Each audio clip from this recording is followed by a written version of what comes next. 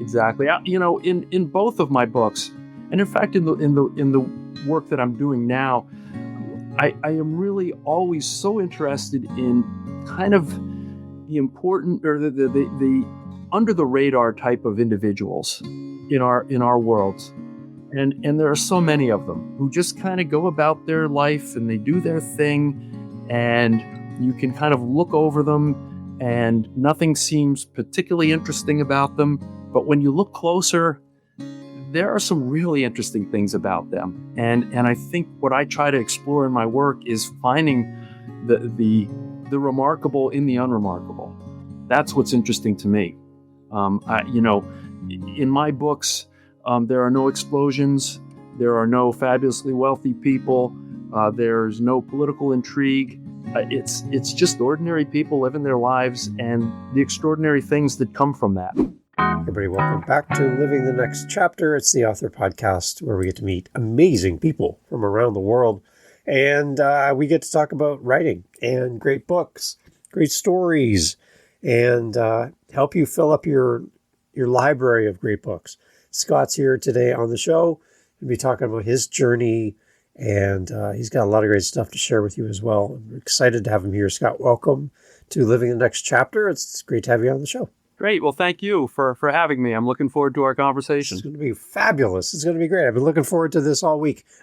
Let's start here, Scott. We have people who are listening to the show, and they're curious. They want to know, where do you live, Scott? Where are you in this big world of ours? Sure. I live in Falmouth, Maine, along the coast of Maine. I've been here for quite a number of years. I'm originally from the eastern part of Pennsylvania, and sort of retreated to Maine and never looked back. And, it's a wonderful place to live. I love living along the ocean and enjoying the changing seasons. And it's, I think, a really great place for a writer to be because it's kind of an introspective part of the world. And, there's a great writing tradition in Maine. And I don't know if it's a chicken or the egg sort of thing where great writers happen to be here.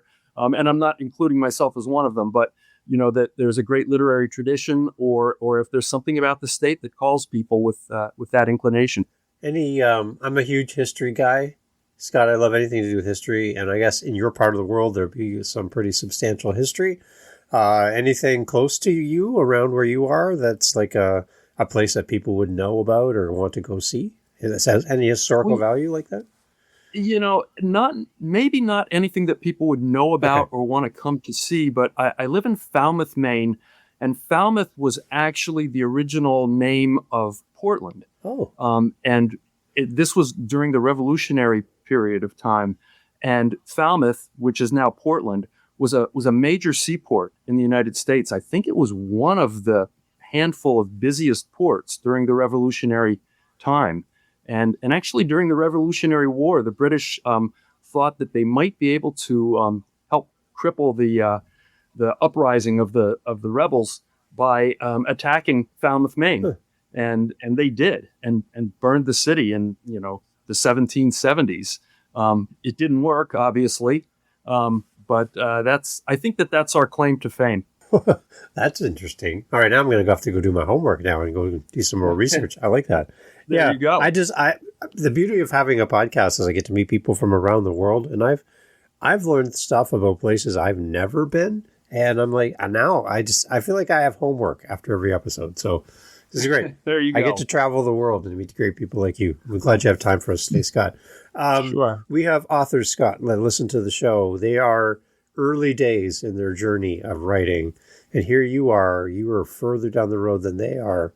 You have to have learned something on your journey that I think could really benefit somebody just starting out.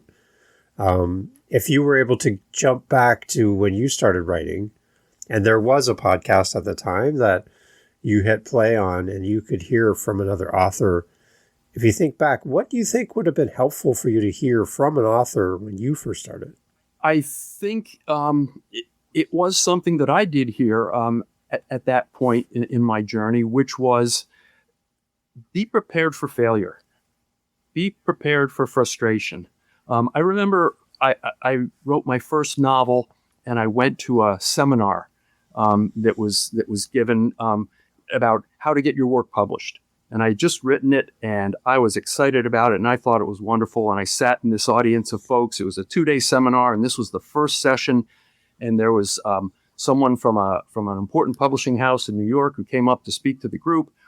And I was so excited, and I had my pen and paper ready. And the first thing she said was, all of you have written novels, and I'm here to tell you that the vast majority of your novels will never see the light of day. They will sit in a box and gather dust. And it was the most deflating thing that I could hear at that point in my life. Wow. I thought, no, this can't be. But it was true. And I think, writers have to be resilient, and they have to be very good at self-editing and really understanding their work and where their work can be better. And I think that was an important lesson for me that I learned early on. I didn't believe it at the time, but it was true. That's kind of a downer way to kick off a big conference and an event for authors. Absolutely. I'm trying to read the room, thinking in my mind what that would look like. Everyone looking at each other like, did she just say we're never going to get this published? Like, what am I doing here? Where's the snacks? Like, why are we listening to this person up there on the stage? Well, I was looking around at the other people thinking, oh, this is really too bad for all of you. Yeah. I'm the one who's going to have this wildly successful novel, but I feel bad for all of you. Okay, so when you hear something like that, as kind of like a rip the bandage off kind of moment, what's your reaction when it kind of settles in that this could be true, that you might not become an author and follow your dream and your passion? Like, sure. What brings you back from that, where some people are just going to walk away and go, well, I guess I'll give up then? It's really the passion of doing the thing. Okay. It's writing that I enjoy. Yeah. And I really came to terms at one point with saying, whether my work is ever published, whether anyone reads it, I love the process of sitting down and creating a story and writing something. And that's where I get my enjoyment. And anything beyond that is wonderful, but you have to love the art of writing. And that will make you better. Thinking too far ahead about what's going to happen and what's the book cover design going to look like and all that, that's icing on the cake, but you got to bake the cake first. And you have to be passionate and enjoy that process of sitting down by yourself and grinding through a paragraph and a sentence and getting it right. The other part of all this, too, you're getting a lot of outside feedback. You have people like that at the conference saying, good luck. And then you have editors, and you have people who are going to walk with you, and coaches and writing people. Everyone's in your corner. Everyone has a little piece of information for you to make you better. But is a lot of noise that you have to filter through, and you still have to show up for yourself and to write and be a disciplined student of your work. Yes. How do you balance all this outside influence from all these people who are meaningful? They help for you. They're definitely there to help you. But how do you balance all that outside input with your heart, your plan, your passion for your writing? How do you balance those two? Yeah, I think it comes down to confidence. And being honest with yourself. And so my early work, although I thought it was fantastic, it was not so good. And I really had to be honest about that. And I really had to find ways to become better and work at my craft. At this point, I know a lot of writers do rely on editors. They rely on other people to read their work and give them feedback. And I've resisted that just because I really have confidence in myself, and I have confidence in what I'm writing and what I'm saying, and I want it to be me. And I don't want my work to be molded by others. I really want to put it out there and say, this is me, this is from the heart. And I want to make it good, but I don't want to be influenced by others saying, I'm not sure about that character, or maybe you should have gone in this direction. Because I think once you start listening to that, you're losing that voice inside of you.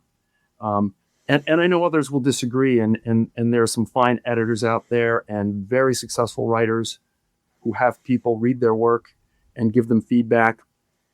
I'm just one who really wants it to be entirely from me, and it's going to stand and fall on what I've put into it and my ideas and my phrasing. So where does that confidence come from for you to take this path? Yeah, I think it comes from some failures. Yeah. And accepting that and getting beyond that.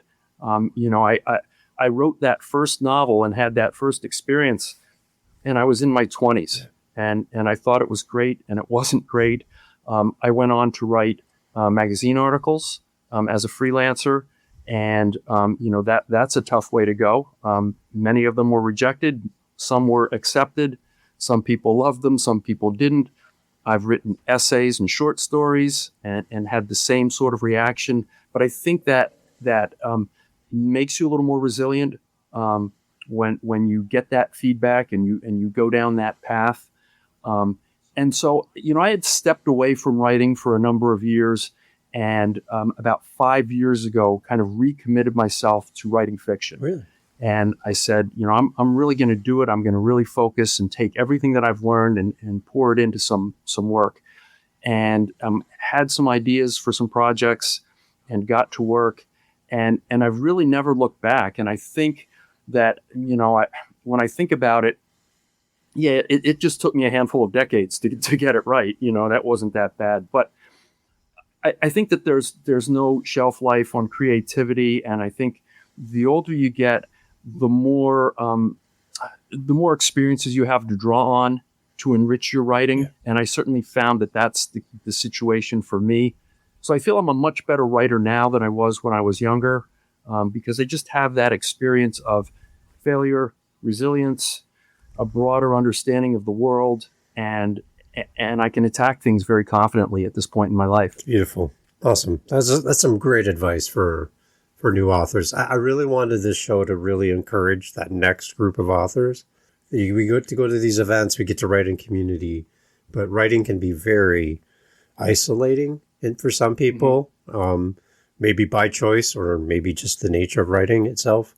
And to have a voice in your head that says someone else believes in you and has proven that they've done it, gives us an inspiration as a new author that it's possible, right? So I appreciate you sharing your thoughts on that, Scott. That's amazing. You're welcome. Let's talk to the readers that are here. The readers listening to the show, they're more here for you. They want to connect with you as the author. They're not really here to learn how to write a book. They want your book. They want to connect with you.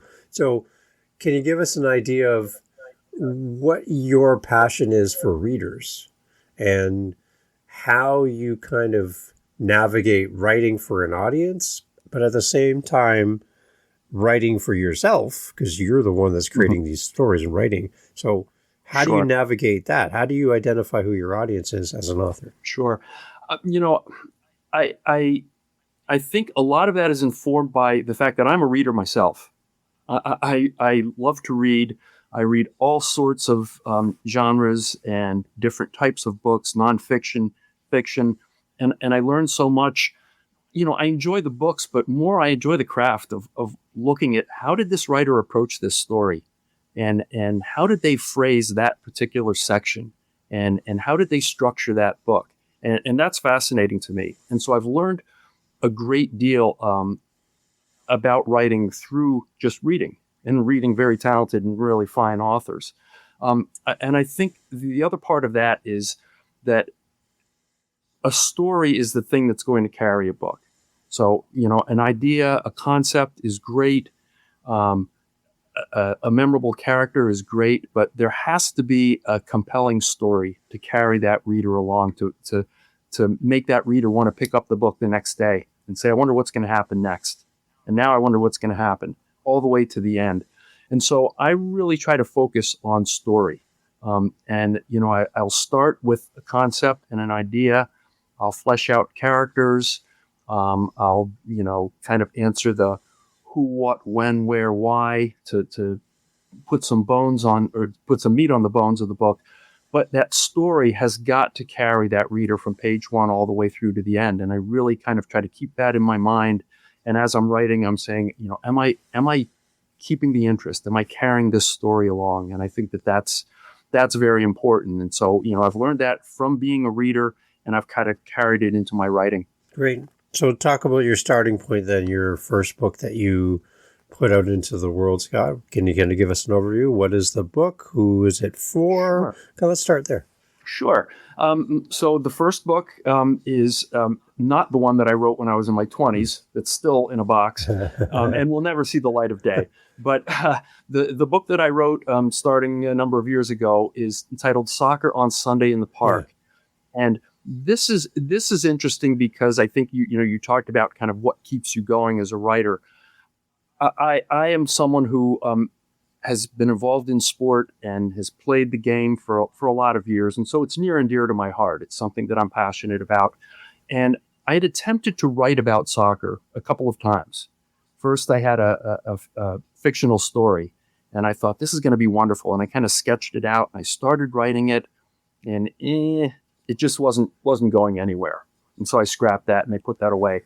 And then I had another kind of a collection of essays, and I thought this might be a really good soccer book coming from a different perspective. And I worked on it for a while, and it wasn't doing it. And so then I had this idea of Soccer on Sunday in the Park, and it was kind of my way to write about this game that I enjoy in a unique and different way. So it was kind of first shot didn't work, second shot didn't work, but I kind of kept at it until I found something that I really thought was going to click. So this book it's a novel, and it's about a group of people who gather on a weekly basis to play an informal pickup soccer game. And these sort of games happen in cities and towns all across the world. And these people aren't particularly skilled. They're not great, but they just enjoy being together and being out there and running around. And so I thought that would be a really interesting lens in which to view the world of sport. And so it's the world of sport through the eyes of these people who meet on this dusty field on a weekly basis and play this game. It's amazing. How long have you been playing then? Since I was a kid. Really? So, okay. Until now, and I still play, nice. And it's still a very important part of my life. And that's, I think, one of the messages of the book.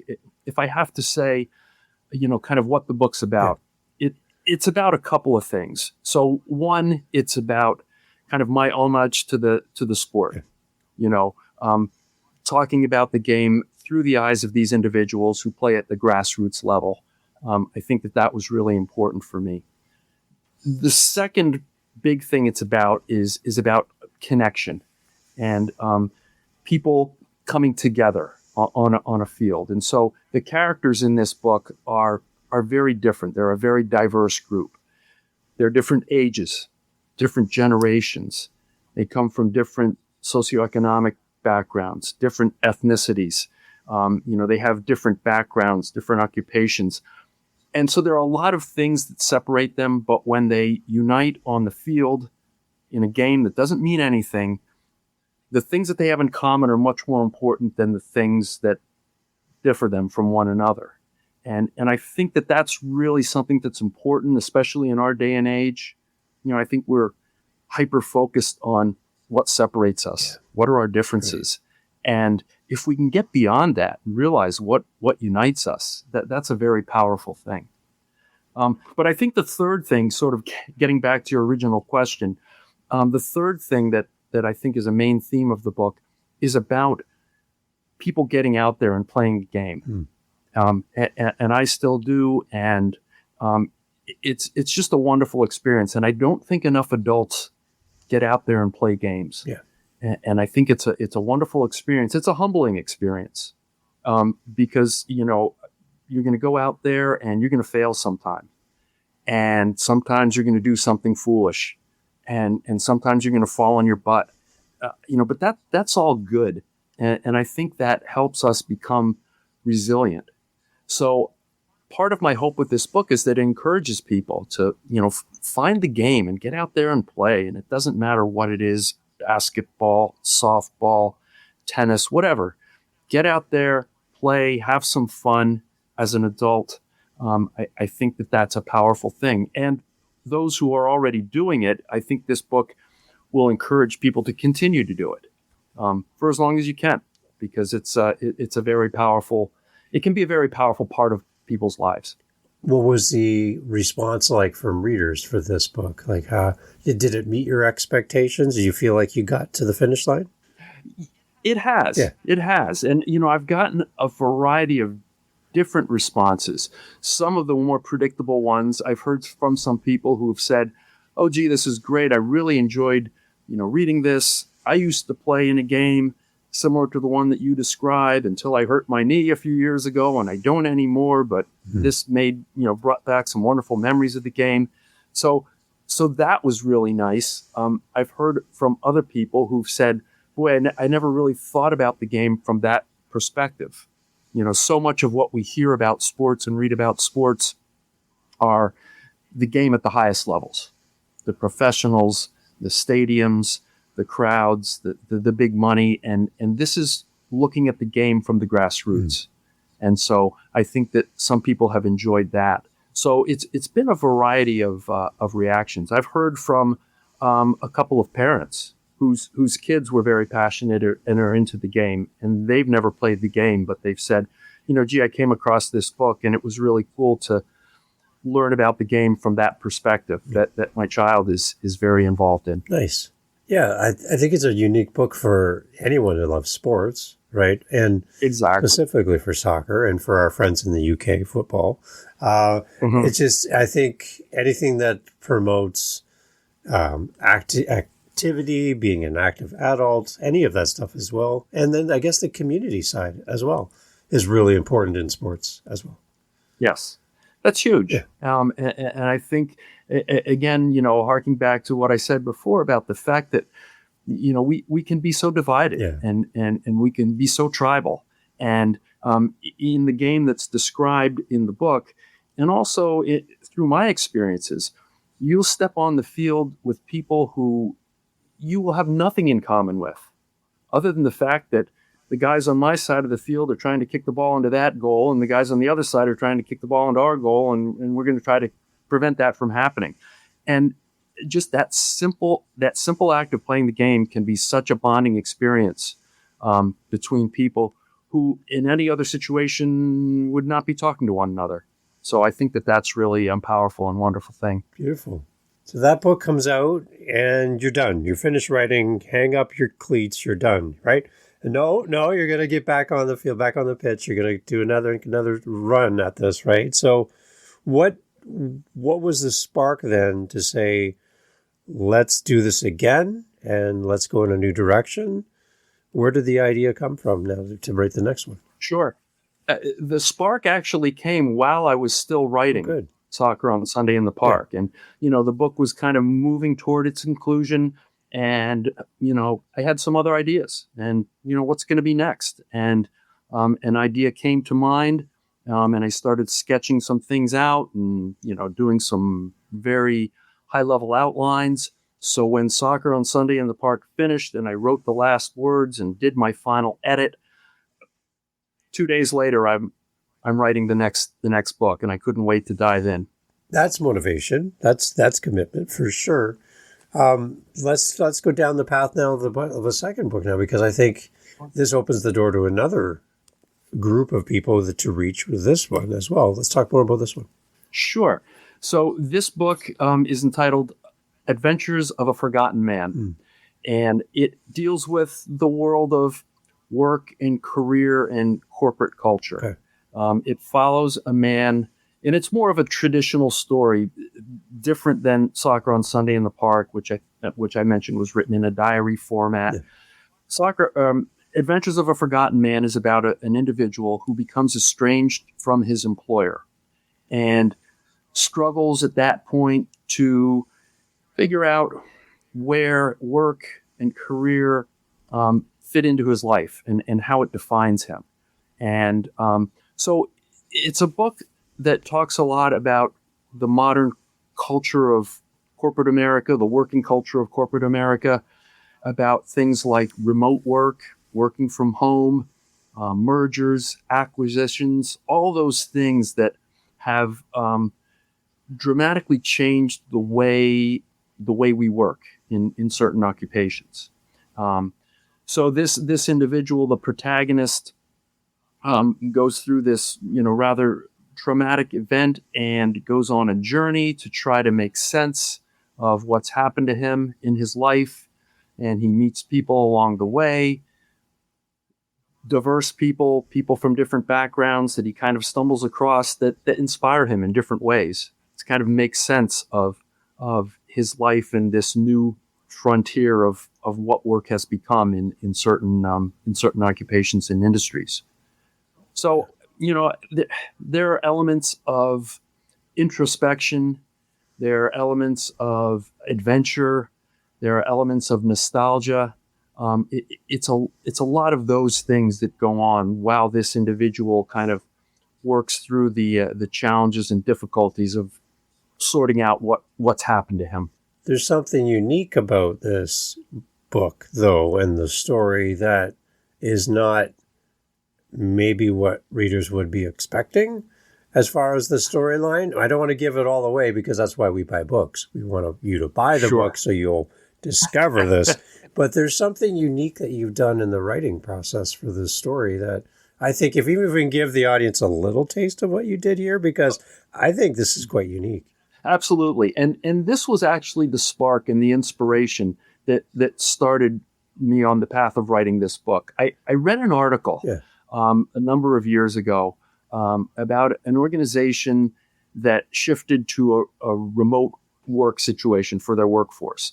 And so they sent all their folks home with it was a big organization. They sent all their folks home with computers. And after a number of months, they realized that a certain number of their employees had not logged on in months and were continuing to get paid. And I thought that was pretty fascinating. So I thought a little bit about that. And I thought about, in our modern working world where people are working from home and they're very disconnected, what can happen when that disconnection happens? What can happen when work becomes, more transactional than kind of motivational? And I think that this is happening in our society. And so I just wanted to explore that. So that's kind of the hook that got me interested and kind of started building this story out. That's very interesting, too, that people would be being paid for not being at work. And then we have the whole global event, which impacted so many people around the world where they were forced out of the office and forced into their homes and trying to learn technology and trying to work separately when you're better working in teams in many cases. So there's a lot of people who can relate to that and go back in their mind to those days. And this book would probably be a good remembrance of that time for all of us, right? But yeah, I think that whole removal from it goes back to community. We talked about community for soccer in the park, and now we have community for people at work. So I feel there's a community correlation here between the two books, but that whole broken side of community, I guess, is something that the people are going to be reading about through your book as well. Absolutely. And, the protagonist thinks back to earlier days when work was different, when people worked for an employer for many, many years and everyone knew everyone. And you could walk into the boss's office and bring up any issue. And, it was I guess maybe there's a certain quaintness to that, that we don't have anymore, but it was the way things were at a certain point in time. And it's very different now.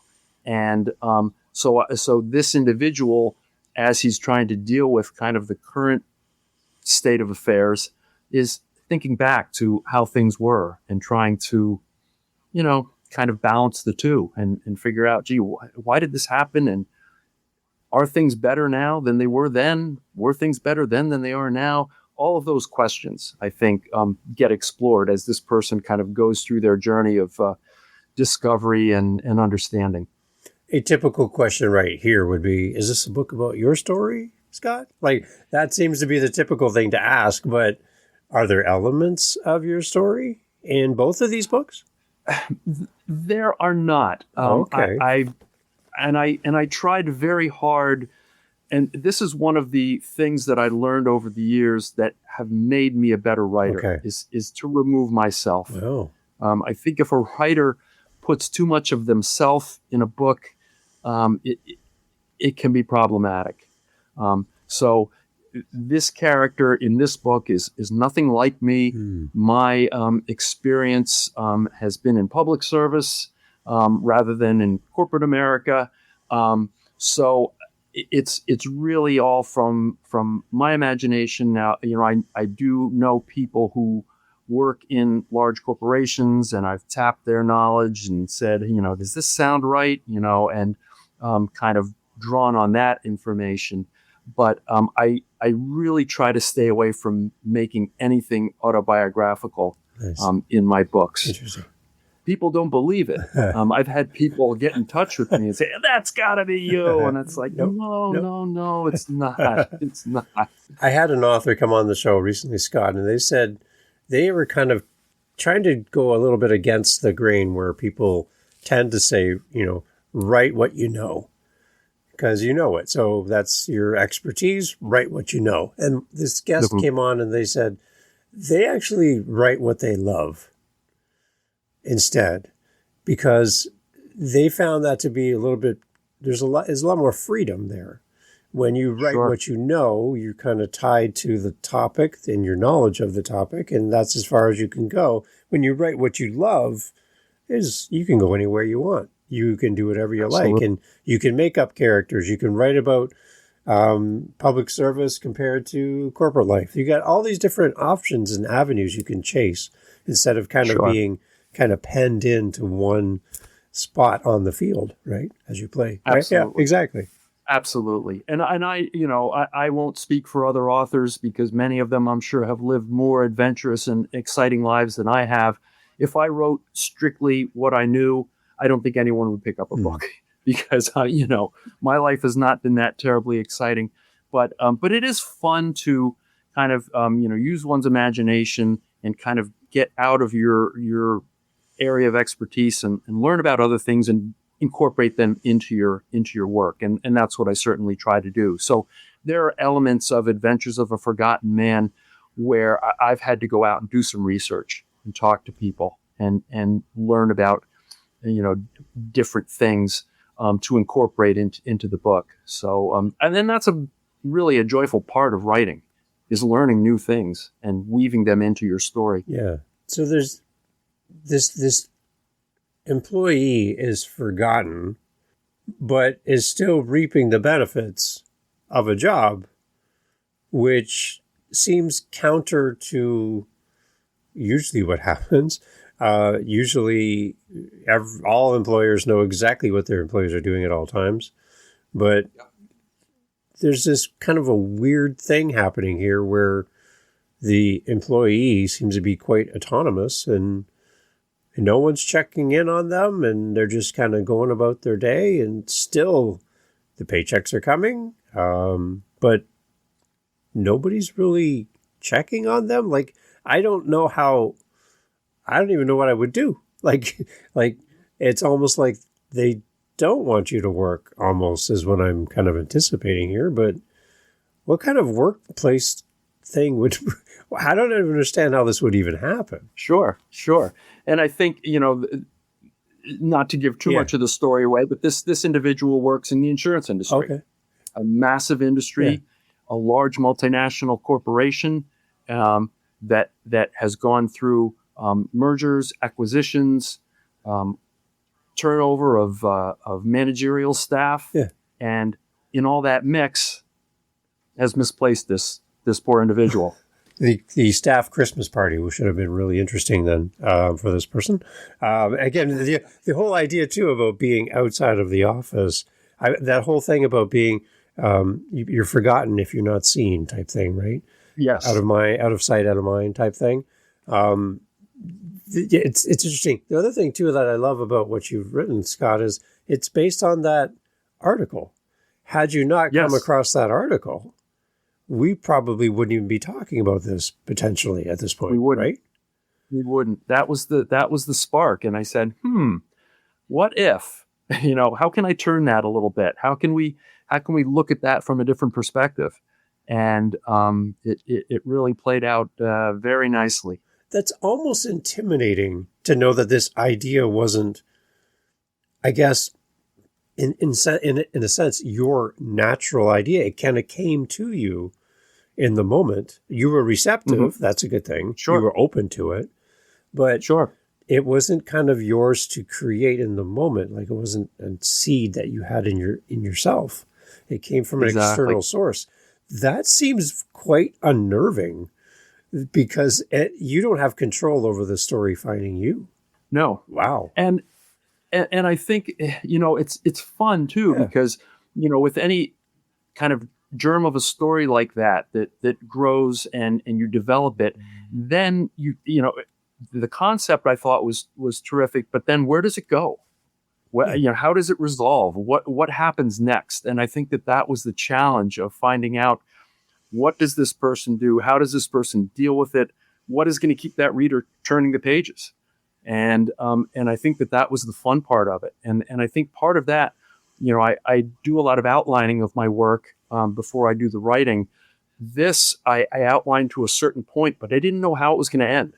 And so I thought, I'm going to dive right in and I'm going to start writing this thing, and the characters are going to tell me where things go. And that's exactly what happened. And it's just the coolest experience as a writer to say, okay, what is that person going to do next? Okay, that's what he would do. And on it goes. Okay, as a non-author, I have no idea how you're going to answer this. I'm not really sure of my question, actually, too. But you're writing, you're working on this. You don't know the ending, really, in the process of writing. But when do you start to realize you're getting close to the end and things are wrapping up? How do things fall into place for you, so that all of a sudden, down across the hill, there's the finish line that you've never seen before, but here it comes? Like, how can you unpack, like, how does that work for you? How does the book kind of close to a conclusion for you? Sure. Writing for me it's a 24-hour-a-day, 7-day-a-week proposition. Yeah. Okay, there are certain times, and I have kind of disciplined times where I sit down at my computer and I tap out work. Yeah. But it's always running around in your head. These are characters that you live with for however long it takes to write a book, a couple of years in many cases. And so, you get to know them. I have people who I know who say, they're your imaginary friends, and really they are to a certain extent. So I know them. I know their names. I know what they look like. I know how they're going to react in certain situations. And so ideas constantly come in little dribs and drabs. It's not that you sit down at the computer and you say, oh, that's exactly how it's going to go. Yeah. It's, at 9 o'clock at night before I'm ready to go to bed. Oh, wait a second. There's a great piece of dialogue. Jot it down.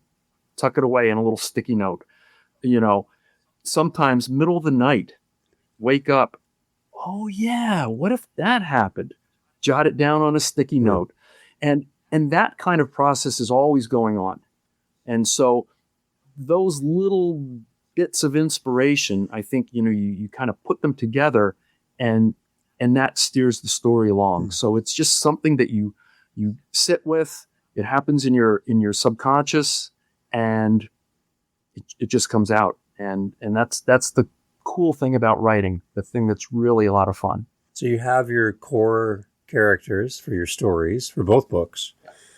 Do you do other additional supplementary characters just kind of show up in the process of writing and kind of just walk in the room and go, "Hi, Scott, I'm so-and-so." Like, they just kind of like introduce themselves to you, and you're like, what?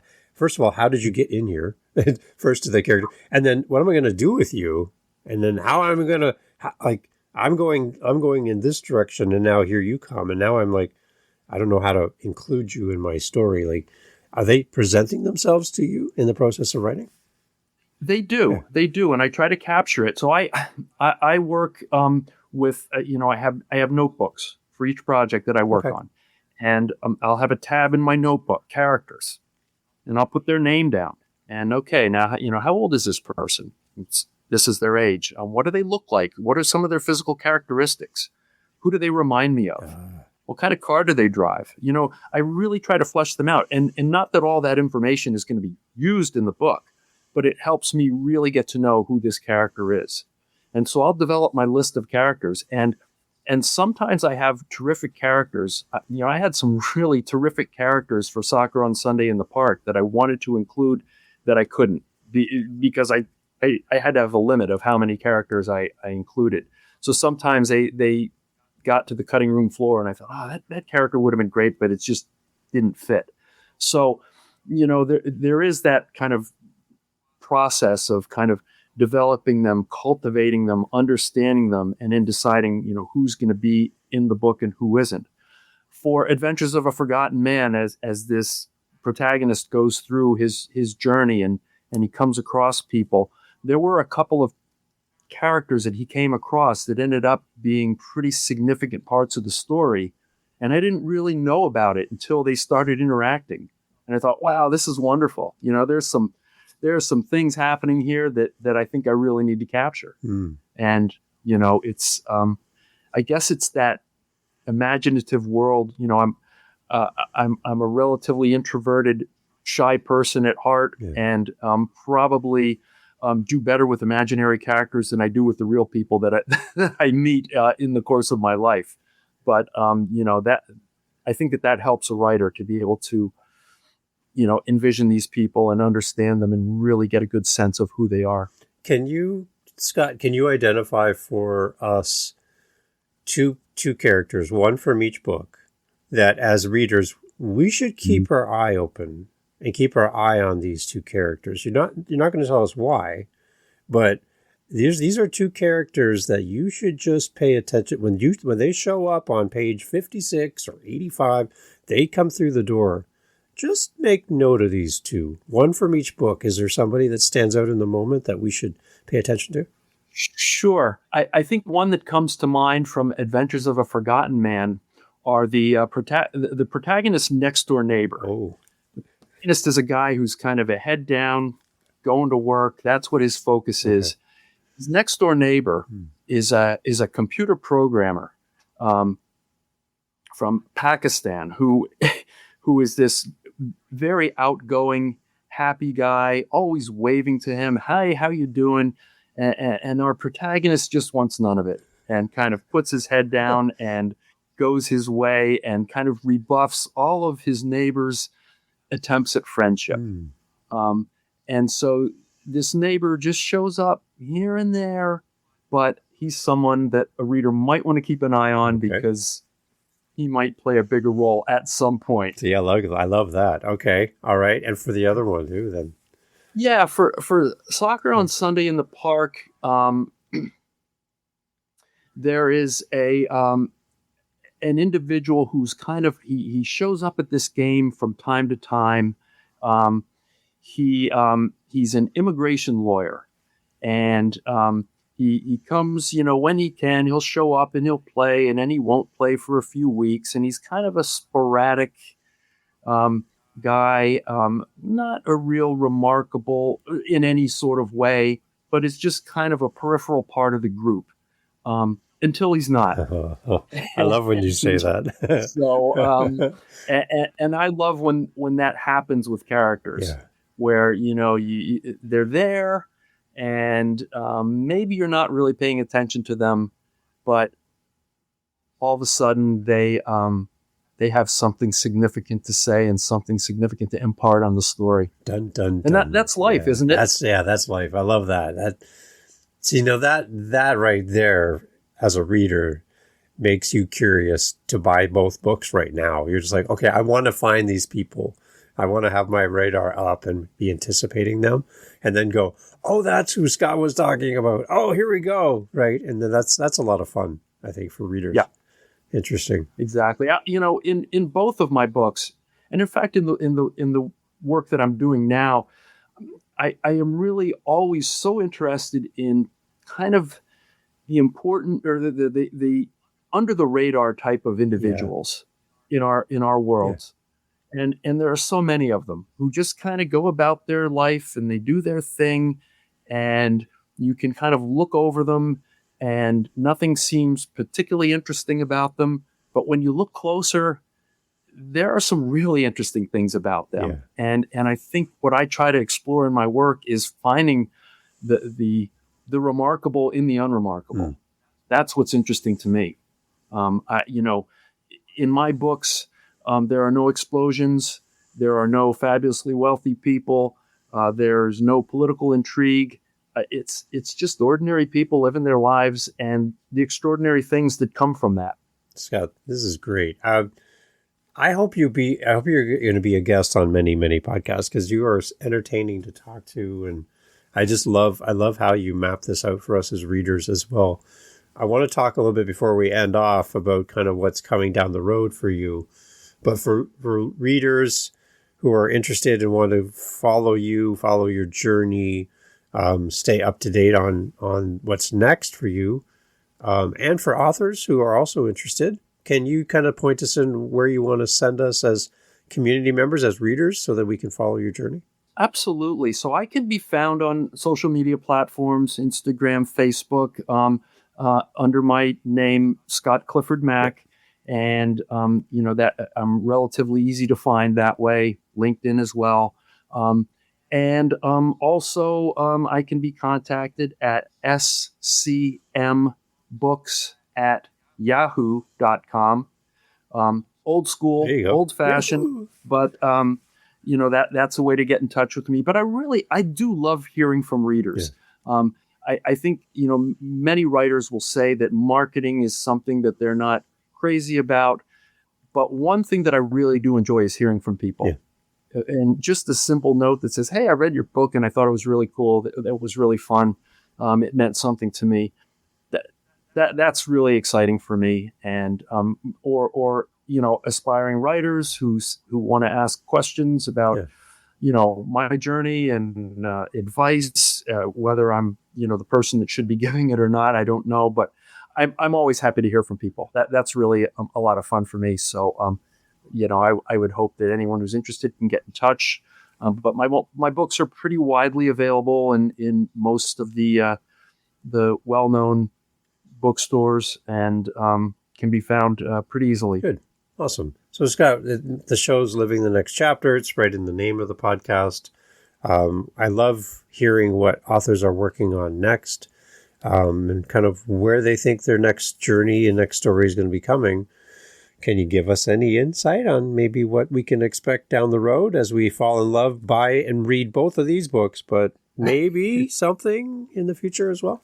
Absolutely. I'm working on something now. As I mentioned, when I finished my first book, a few days later, I was starting on the next one. And same thing with Adventures of a Forgotten Man, which was published in January of this year. But I was already working on my next book because I love to write. Yeah. And it's a novel, and it's a little bit different from the first two, but it's a challenge for me because it's a book with a lot of characters, and it's kind of there.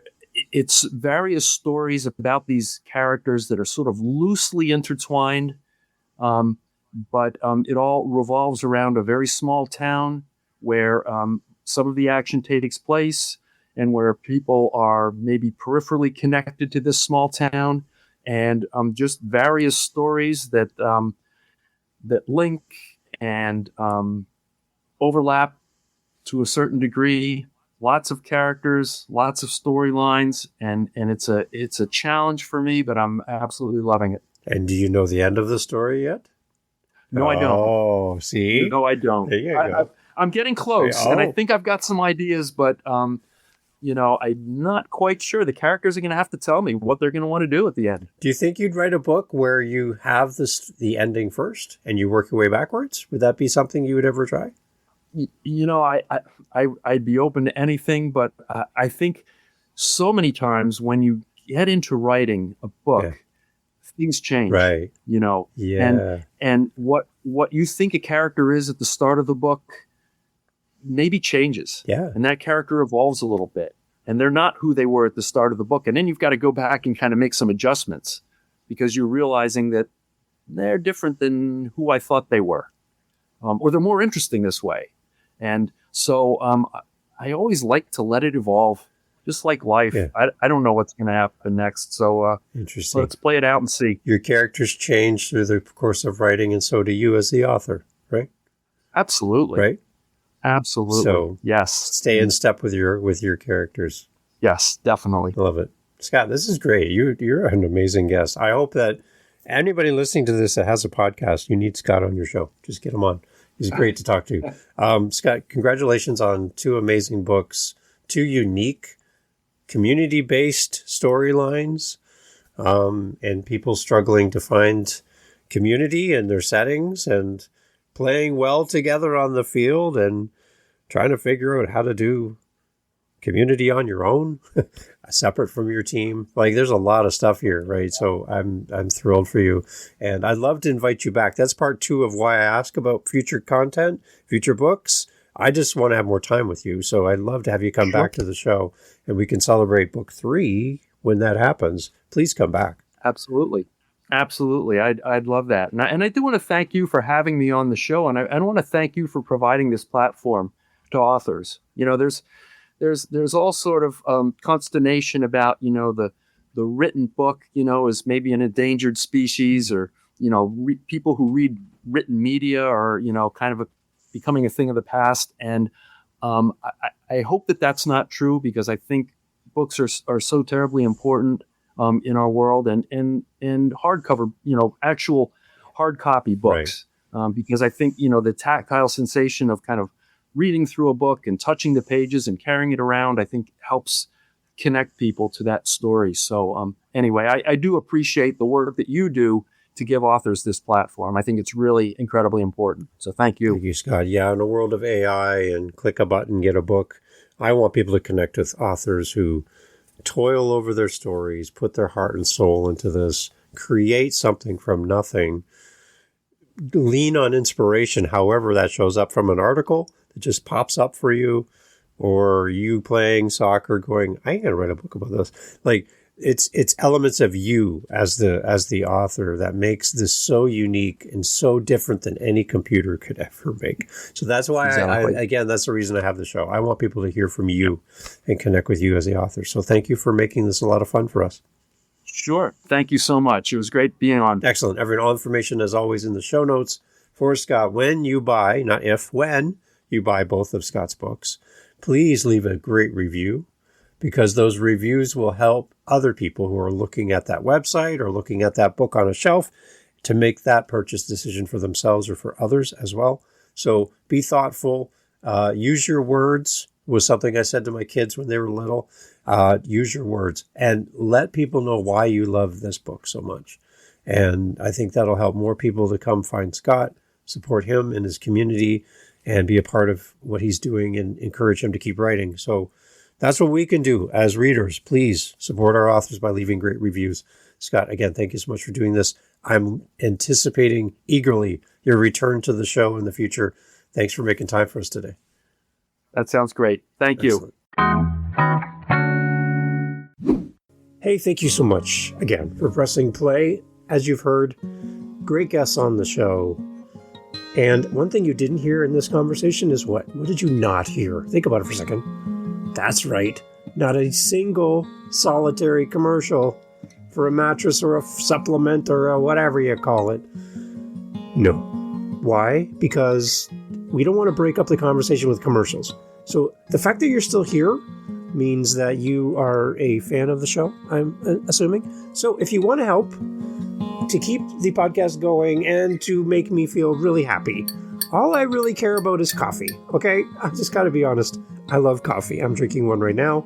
It's starting to get cold. I need to warm it up. Helping us with our Buy Me a Coffee link over at livingthenextchapter.com and also in the show notes helps kind of keep the lights on around here. Remember, I'm doing this for free. I'm paying for everything. So I would love to have a little coffee donation, even $5 kind of fills up my cup. And I would love to enjoy a coffee from you. So if you're interested, again, thank you for listening. But you can use our Buy Me a Coffee link and fill up the cup. Thanks for being here.